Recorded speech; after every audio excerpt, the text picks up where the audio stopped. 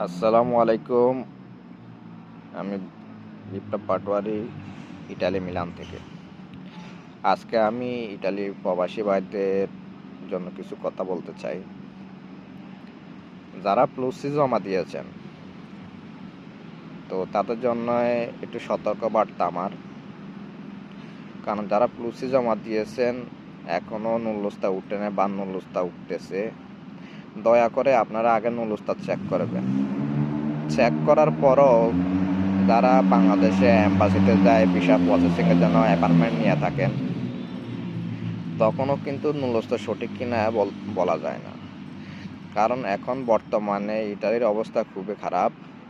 আপনারা 100% মধ্যে আপনার এখন 10% আপনার নুলুস্তা সঠিক হয়, এবং আপনার 90% এখন ফলস। 90% নুলুস্তা আপনার ফলস। এই কারণে এখন ইটালি প্রবাসীদের জন্য বড় একটা দুঃখজনক কারণ হচ্ছে যে ইটালি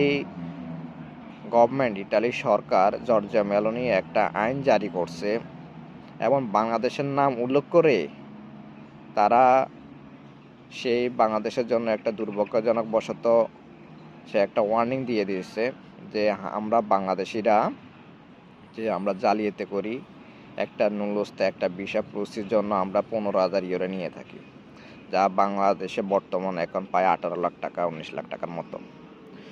তো এগুলা কারণে তারা এখন বাংলাদেশকে হয়তো আগের মতো বাংলাদেশের জন্য ভিসা প্রসেসিং বা ভিসা সব কিছু বন্ধ করে দিতে পারে।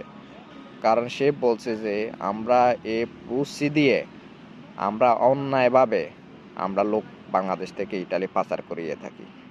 তো আমরা এই জন্যই আমরা আমাদের বাংলাদেশিকে আমরা দায়ী করি, কারণ আমরা বাংলাদেশের জন্য আজকে আমরা বাংলাদেশিদের দুঃখ ভয়ানক আমরা নিয়ে আসতেছি, এই ভয়াবহটা নিয়ে আসতেছি।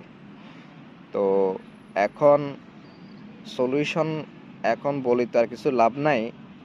যে দেখেন, আমরা আগে থেকে আমরা জিনিসটা খারাপ করে নিয়ে আসছি।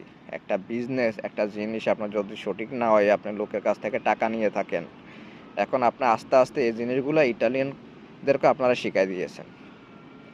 তো এখন এই অবস্থায় আপনারা যদি এভাবে করেন, আমাদের বাংলাদেশের তো এমনি বদনাম হইতেছে, আরও বদনাম আপনারা করতেছেন। তো দয়া করে আপনারা এই জিনিসগুলো অবশ্যই আপনারা জানবেন, শুনবেন, দেখবেন।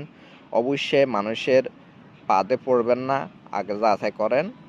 তারপরে আপনি নুলুস্তা আপনার উঠার পরও আপনি যতদিন পর্যন্ত আপনার ভিসায় অরিজিনাল না হবে, ভিসা না উঠবে, ততদিন পর্যন্ত কেউকে আপনি টাকা দিবেন না। কেউকে টাকা দিবেন না, যাচাই বাছাই করা ছাড়া কেউকে টাকা দেবেন না।